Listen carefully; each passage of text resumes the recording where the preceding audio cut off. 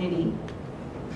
Oh, good Lord, I have 2 kids, and I have volunteered at every event with my kids in their school. So just a few things that I've done outside of school is for the past 14 years, I've been in Moms in Prayer. We meet once a week to pray for our schools and for our kids. I have done Bible studies in my neighborhood. My kids both swam for the Woodland swim team. My husband and I both volunteered there a lot. And I do various roles in church. So thank you so much.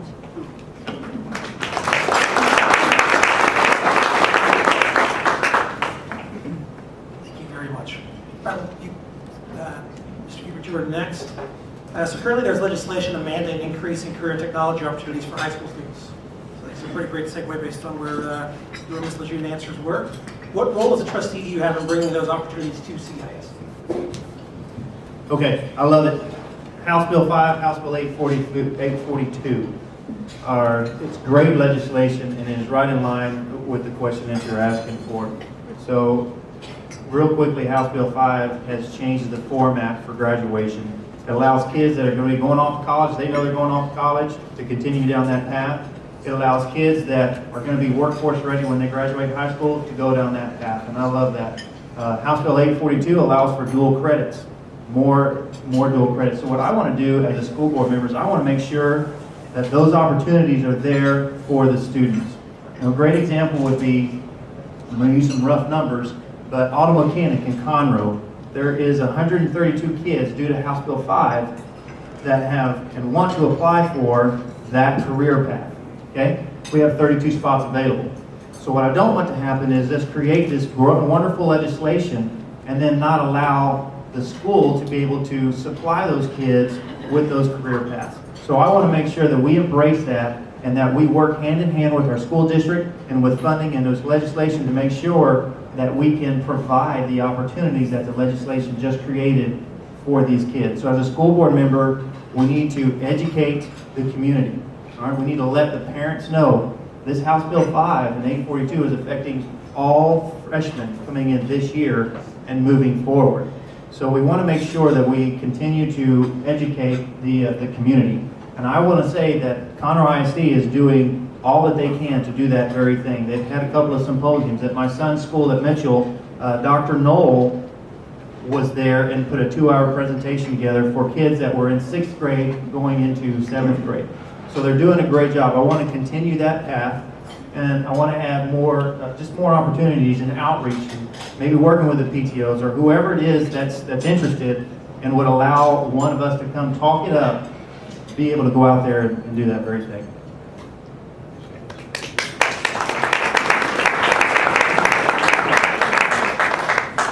Lejeune, the same question, please. Yes, ma'am. As you both spoke about the need to offer more opportunity for students. So currently there's legislation to mandate an increase in career technology opportunities for high school students. What role as a trustee will you have in bringing those opportunities together? Great question. As a board member, it's our job to implement policies and procedures that come to the state. Having a graduated senior come through Oak Ridge High School, one of the things that I had the privilege of seeing are the different opportunities that they have. Before House Bill 842 even passed, Conroe ISD had implemented programs within our school district. So we are the board that has been there, had forethought and took the time to already put these things in place, which is great for our kiddos in CISD. House Bill 842 does work with like cosmetology. We have cosmetology at Oak Ridge, meatpacking at Caney Creek. We've got different things for our kids to participate in. As a board member, it's I believe it's oversight that we have, and Dr. Stockton going out and pulling, businesses in. I would love to see businesses, partner with Conroe ISD to offer our kiddos great programs to further their education. Just like me, gosh, what a great, hospitality would have been for me, and to be able to go right into the workforce afterwards. So I would hope as the board, to look at programs or companies out there and just bring those in. So that's what I would see. This is near and dear to my heart. This has been a passion for a long time because of the Girls and Women of Vision. Majority of them do not have the opportunity to go on to a four-year university. And so our program that gives them the scholarships, they can use it for whatever program they want. They can use it to go on to dental hygienist school. They can use it to go on to cosmetology. They can use it to go on to anything. And I've talked at length with Cecil Bell about it because he authored 842 and really understanding that it goes beyond the welding labs and cosmetology and the auto mechanics, but the dual credit's been expanded to include even areas like mine that they can go on and get accounting certificates, and the dual credit just really opened up the doors beyond your typical shop-based classes. What I'd like to see, the board, we assist the administration. We help them, we oversight, as Ms. Lejeune said, but we're also advocates for the ISD out in the community. And so I would really like to see us work more to bring businesses in. I would really, really, really like to see them come alongside us in building this next school that we need to build, this next high school, and get more assistance with innovative ways to put in equipment at the school, to donate equipment, to even maybe have some of our businesses volunteer to teach a class once a week and give these students real life experience in the classroom so that when they are done with House Bill 5 specific graduation certificates or when they're done with their dual credit, they have more actual work experience moving forward.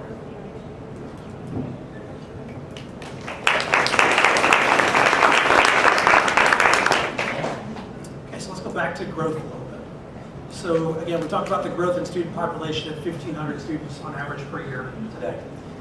We expect those numbers, I would imagine at the end of this year, those numbers will be significantly higher based on the growth we've had. So there's usually a need for additional schools and or resources. How do you propose access to those funds? And do you have any ideas or any recommendations for growth for CISD?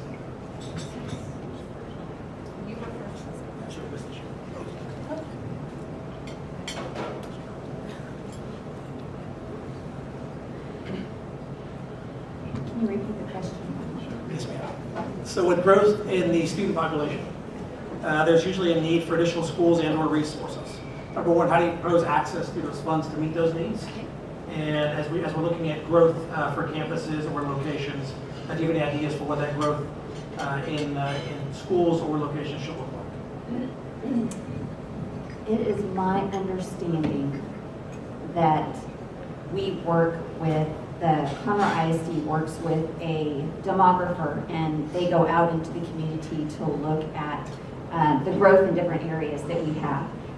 We also have a district team that is pulled together to go to the different schools to see what their needs are.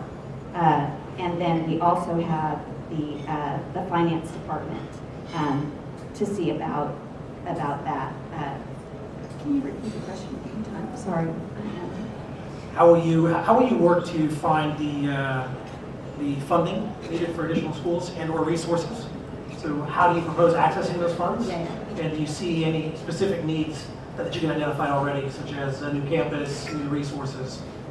There's definitely a need for resources and new campuses. We've already discussed the growth. The funding that would be the demographers and the district teams and our CFO, Dan Cox.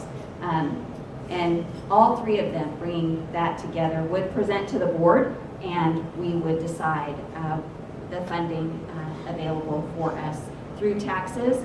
Do we raise taxes? Do we have a bond referendum? And I'm thinking that a bond referendum will probably be what comes next. I don't think we have enough in our general fund to build the kind of growth that we have, so it would be the bond referendum.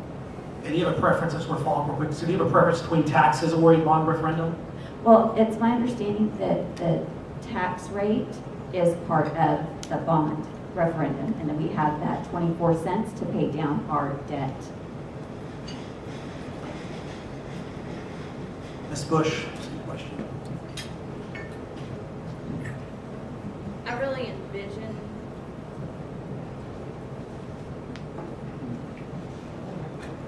Pardon me. I really envision us working hand in hand. The school board does a really good job with the demographer, and it's usually about every 5 to 6 years from what I've been told that they go out and they assess where the needs are in the community. Usually, we don't have the money in the budget. There is no way we can pay for a $120 million high school should we need it out of cash. That's not possible.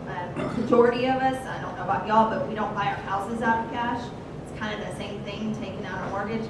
Although usually our bonds don't have a 30-year note like most home mortgages.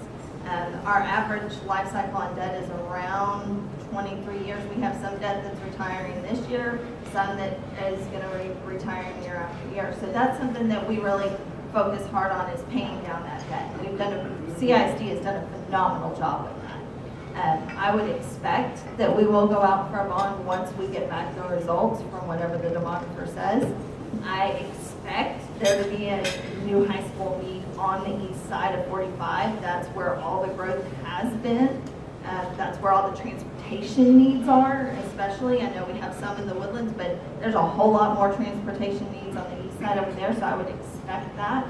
And I would support going out for a bond, but looking at what we might pay for if we need elementary level buildings out of cash, out of any surplus that we may have. As assessed values continue to go up, I'm hopeful we wouldn't need to raise our taxes in order to pay for a new bond.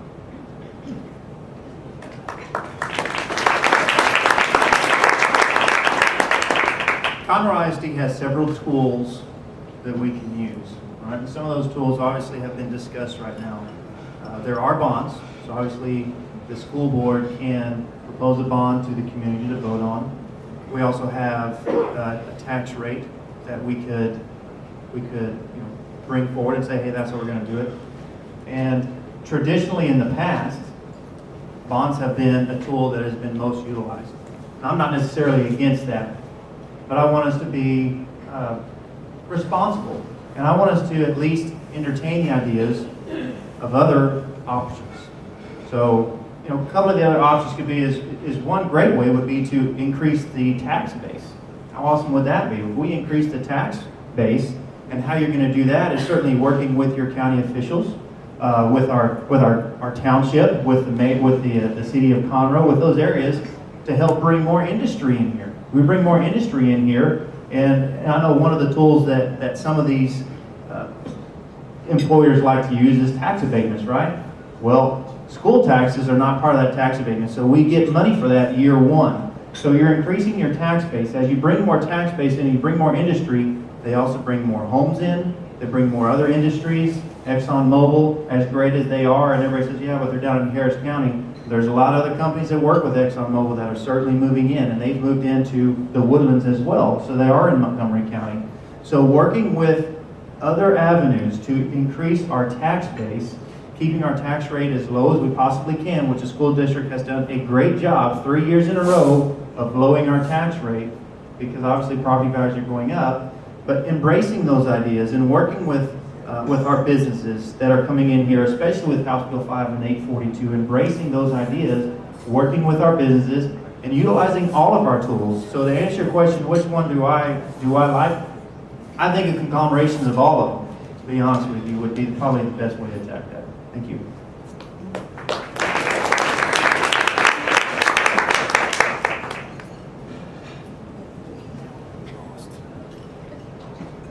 All right, so I've got a question from the group as well. So this one is in regards to Conroe ISD, specifically the question is about Woodlands High School, but I would imagine it's a much greater problem than just at Woodlands High School. However, the Woodlands High School was recently rated as one of the highest per capita utilization rates for prescription drug use, for use of prescription drugs. How, as a trustee, would you work to help to create better education, better prevention, better awareness, both for parents as well as the students involved?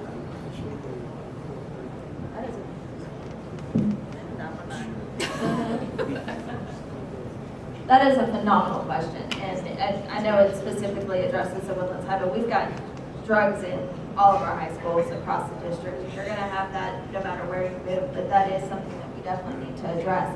I know that our legislature took away, honestly, our police, Conroe ISD's police force, their ability to write even small to arrest or to ticket for misdemeanors. So they are having a very hard time in doing their full job. So all that has to go through the sheriff's office. So I would love to see more of a relationship with having the sheriff's office help our PD with those problems. They're the main ones that are dealing with it. I would love to increase our drug prevention program. I would like to really work hard with getting the word out with our PTOs and work hand in hand to get the word out to our parents about what's going on. I think a lot of parents are honestly clueless to what Donnie or Susie is doing because kids can hide it so well. And I think that we need to work really, really hard to continue to assist our parents and work with them in a partnership. I'd also really like to see the state legislature give our PD more power back.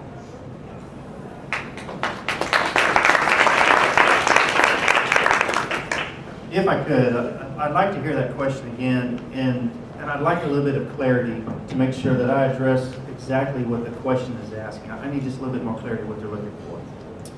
I'll read it to you the way that it's written. Okay. So the Woodlands High School is rated super high in the U.S. for prescription drug use. What are you doing about prescription drug use? So I clarified a little bit for you in that. Obviously, we know that drug use is an issue. We know that prescription drug use is an issue. When you live, I think, in an affluent climate, as much of CISD is, right? Access to drugs is pretty simple. And so as a school district, what can we do to reduce drug use, prevent drug use, create more awareness? That makes sense? Okay, because I'm listening to the question, and prescription drug use, I'm not sure if they're saying the abuse of prescription drug use, or if they're It saying would be the abuse. the abuse of prescription, is that what we're talking about? Okay, so if we're talking about abuse of prescription drug use, what can the school district do to help prevent that? I'm not sure that the school district needs to be involved in preventing drug use, so to speak. Obviously, we need to make the awareness and do whatever we can to help out, but to me, that is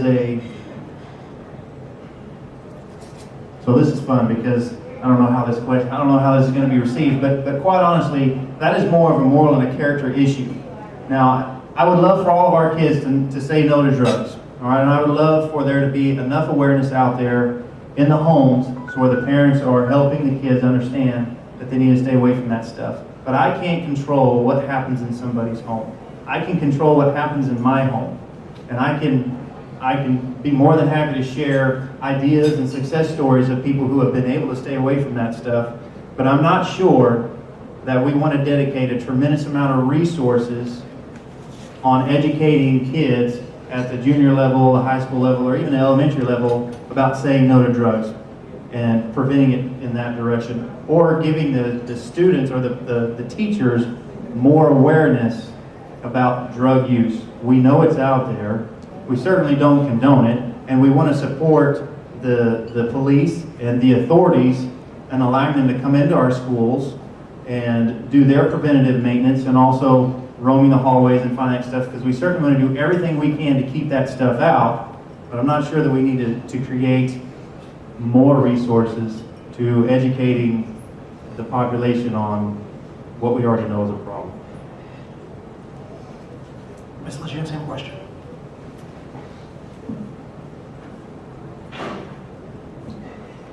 I agree with both Skeeter and Melanie, and the awareness of having kid chat. All of our kids have gone through elementary, junior high, intermediate, and high school with the drug-free, and they've all been trained. We give our teachers the tools that they need to be successful in teaching and talking about drug use. And I agree with it's a moral issue. I think things that we have done that are great are kid chat and, you know, the anonymous phone calls that they can make to talk to people about the drug use or things like that. Also, we've got the dogs that go through and do the, you know, sniff out the drugs in the schools, and I think that's amazing as well. And we need to make sure those things are adequately funded. But I agree, it's a moral issue. It needs to be taken care of at home as well. Either one of the candidates have any rebuttal or remarks? Okay, very good. So that wraps up our question and answer portion of the day. Each candidate will now have 3 minutes for your closing remarks. And then this time, Ms. Lejeune, you will lead us off, followed by Mr. King. I don't know about y'all, but this is really hard to do up here. Again, my name is Kim Lejeune, and I'm running for position 1. I just want to let you know about me. I was asked if I would run for this position last year. I was asked by somebody that believed in me, that I could make a difference in our community. He saw something in me that I didn't even see in myself. And that's the ability to lead and he saw the passion in me that he saw me do in the schools. And at first I said no because of where I was. And then he asked me again in the spring, and being in a different place, I said, okay, I'm gonna look into this and I'm gonna check this out. So in doing my homework, because when I jump into something, I jump in with both feet and I want to make sure I'm going to do it and do it right. So I met with Dr. Stockton and I met with some other board members. Their passion for our kids was the same passion that I have for my kids and my schools that I've been volunteering in for the past 10 years. I volunteered in 8 different schools in the past 10 years, have met amazing administrators, teachers, parents, and students. I want to take that passion and I want to bring it to the school board. The board members love our kids. Dr. Stockton loves our kids, and the people in administration love our kids. And I have something different to bring to the board than anyone else currently on our board or currently that's running. And that is, I've been in the classroom, I've worked with the teachers, I've volunteered, I did work, I volunteered, I did not get paid. I volunteered in the class, I volunteered with the teachers, with the students to improve their education, and it's about education. So I look forward, I ask you for your vote on November 4th for Kim Lejeune, position 1.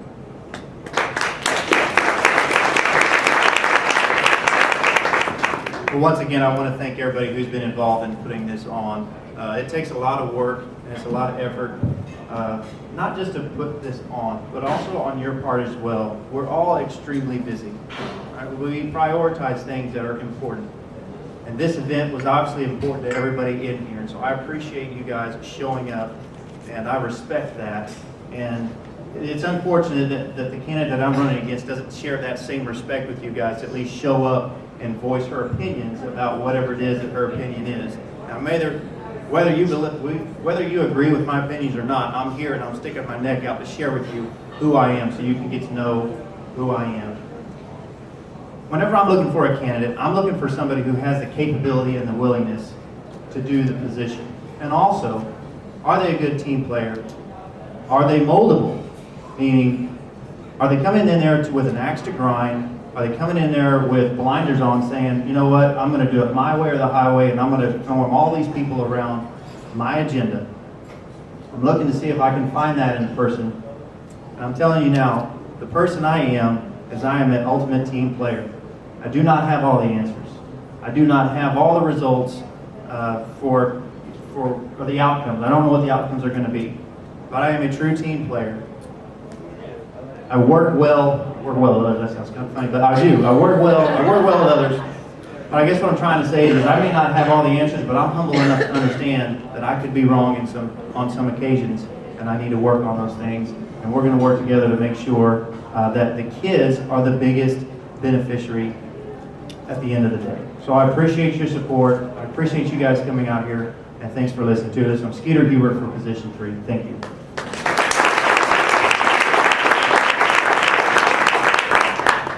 The school board is a 7-member team, but in all honesty, it's an 8-member team.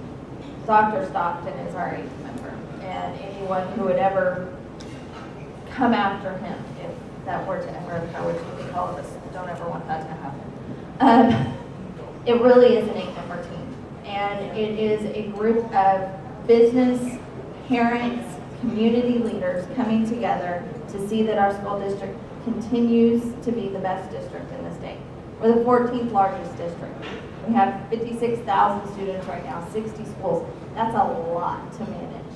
And if we weren't this big, if you sectioned off any one little part of the district, we wouldn't be near as efficient and we wouldn't be near as awesome of a school district. This school district, in my opinion, is the best in the state, and personally I think it's the best in the nation. Volunteering is just a way of life for my family. My girls are volunteering at 9 and 6. That is the way that I grew up and the way that we're raising our kids. And so through volunteering with the girls in their school and being involved there, and then being involved in Conroe High and seeing the different feeder zones, the different challenges in each feeder zone, really led me to want to do this. It has been a passion for a long time to move forward in service in some form or fashion in our school district. I'm seeking your vote. We've talked about my business experience. We've talked about what I can do financially, but it's a team of 8, and I want to be a part of that team. Melanie Bush for position 1.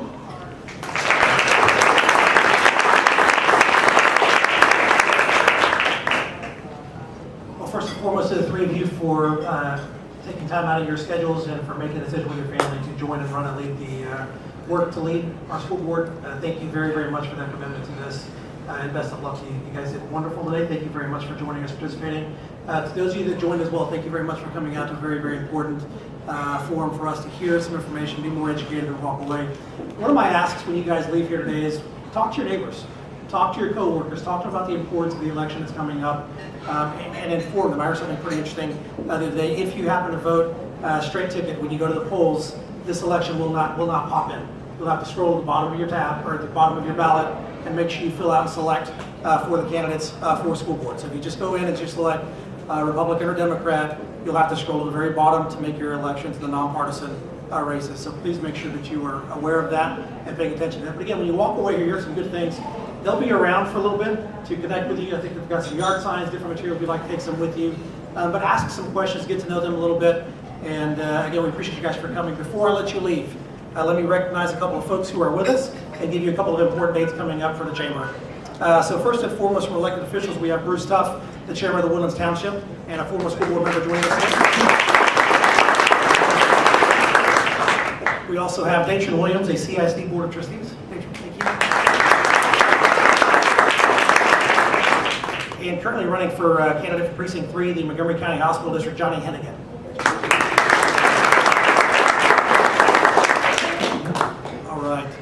All right, so a couple of events coming up for the chamber. 10/16, which is this Thursday at 5:30 p.m. We will be at Carlin's, Ramey, and Tompkin for an after-hours mixer. So if you guys are available, please come and join us. Should be a lot of fun. Mike Carlins and his team always put on a very, very nice event and a very, very nice location. Should be very well attended. On 10/21, get up early. We'll be at Memorial Herman at 7:30 in the morning for a breakfast. They'll be talking to us a little bit about healthcare. And I've been told there will be some Q&A about Ebola. I imagine you guys may have some questions or some concerns about what they look like or what that looks like from a procedure standpoint. So they'll be prepared to answer that for us as well. So again, there'll be a 7:30 a.m. breakfast. Should be a very good networking session. On Wednesday, 10/29, at the refuge there at 24 Waterway, we'll be having our Men Who Cook event. We've got the menu rounded out. We've got some of our teams lined up already. We're looking for one more team still. If you guys have a passion for cooking, you have a passion for education, this ties right into it. All the funds raised for this will go directly to the scholarships that we award on behalf of the Hispanic Chamber to our graduates of the Adelante Academy, which is designed for high school juniors.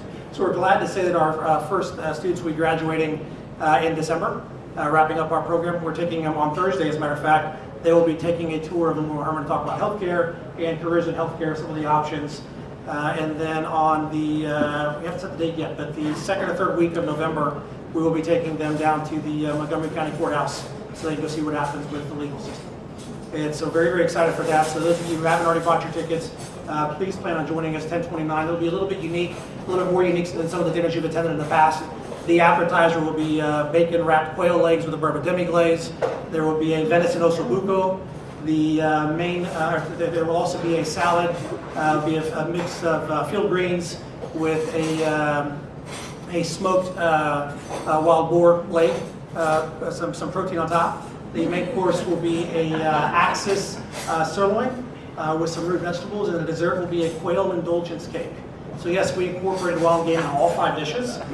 So please come and enjoy that. It'll be a very unique experience. For only $100, you'll have a 5-course meal in a very, very fun environment. And I promise you, all the proceeds we raise will go towards the scholarships for the kids that are coming out of our program. So if you haven't already registered for that, it's going to be the best dinner in town, I promise. I'm cooking one of them. As a matter of fact, Bruce is helping to cook one of them as well. So we don't know what he's cooking yet, and I won't tell you that when you eat it. But I promise you, everything will be very, very delicious. So please come and join us if you haven't already bought it. I think we've got maybe 20 tickets left. Yes, ma'am. Someone at the table asked, what is that program? Would you explain Adelante Academy? Sure. I'll explain Adelante Academy. We have some new folks here. So Adelante Academy is something that at the Chamber we decided we were going to start this year. So I joined the board 2.5 years ago, came on as the chairman last year, and one of the topics that kept coming up was the issue with, we've constantly, for the last 10 years, we've given out scholarships to graduating seniors.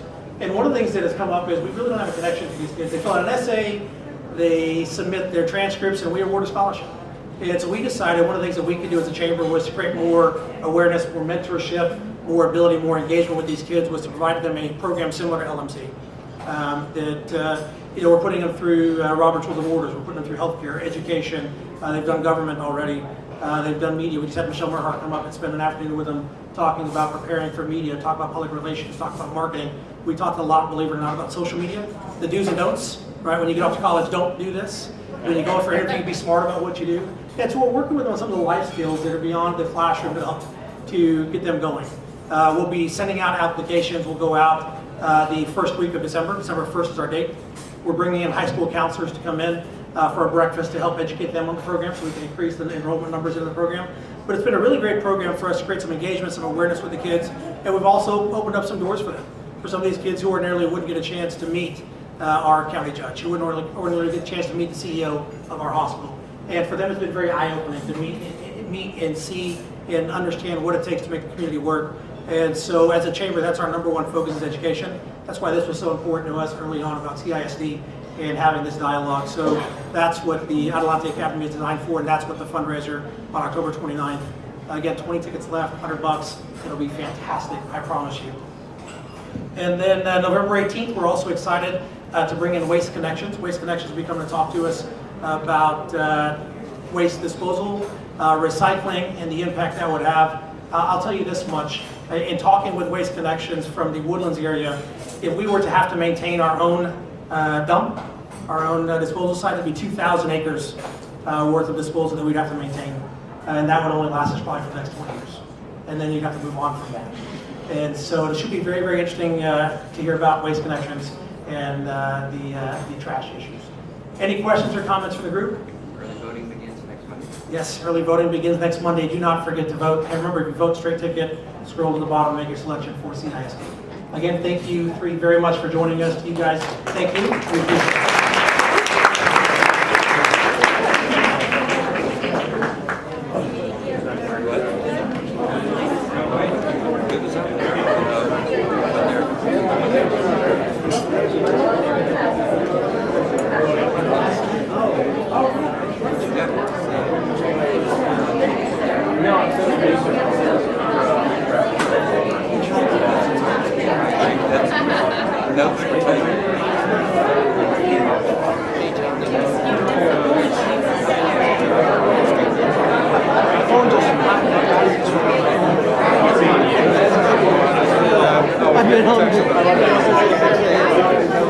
Well, that's good. Make a couple bucks, do all that good stuff. So I'm going to reply. I haven't had a chance to actually look at it yet.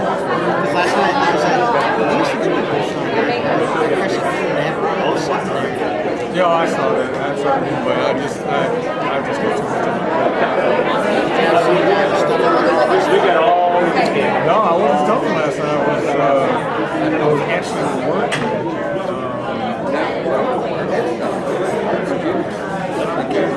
Trying to put this together, trying to put my resume together. So I'm going to do a bunch of different media stuff. I do have to get inside. Good seeing you, Dave. Great. Check us out and stay in touch. Thank you. Great. I said, Chris called me, Johnny, so I got to tell you. I told him right up front. I'll go with Johnny. Absolutely. He was actually I love it. so I'm happy. I think I got the fire. I need just may sound crazy. I need I think all of us. I enjoyed this. I think I presented well. That's what we want to do. but I